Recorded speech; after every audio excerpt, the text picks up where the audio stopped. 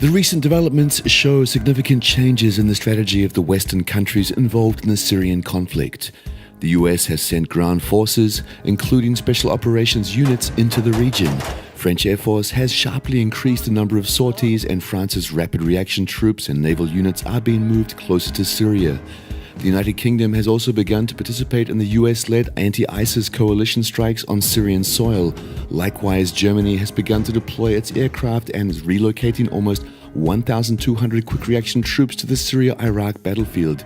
Turkey is deploying a large military attack force, including a number of armored units at the border with Syria. It seems that NATO powers have realized the strategy aimed at Assad's ousting by a diverse range of militant groups, including ISIS, which is backed by Turkey, and the US, has failed. According to the initial scenario implemented by the West, ISIS and other militant groups, deceitfully called the moderate opposition, were to carry out a Libya-like scenario in Syria and oust, or preferably kill, Assad and plunge the whole country into chaos. Then the US-led coalition would start a full-scale military operation to stop the terrorists threatening the moderate opposition in Syria, deploy NATO forces on the ground, and take control of the crucial oil and logistic infrastructure. Western oil corporations, supported by NATO, would then restore the state of affairs as it existed more than 40 years ago. Syria would fall victim to total exploitation by overseas powers. The Mediterranean would become the alliance's internal lake. Now it's clear that Syria won't fall under terrorist group pressure. The Syrian forces, backed by Russia and Iran, are gaining momentum, recapturing cities and facilities earlier controlled by militants. The NATO allies urgently need a new plan to hold control at least of the northern oil corridor from Iraq and try to take advantage of this opportunity to involve Russia in a long, expensive war, in other words, to accomplish that which they failed to do in Ukraine. It means that the NATO contingent must occupy crucial infrastructure, including oil fields, before the Syrian government forces liberated. Anti-government, meaning anti-Russian and anti-Iranian forces, would be established in parts of divided Syria. The need for an excuse to implement the changed approach could be the reason why the November 13th Paris attacks wasn't prevented by Western special services.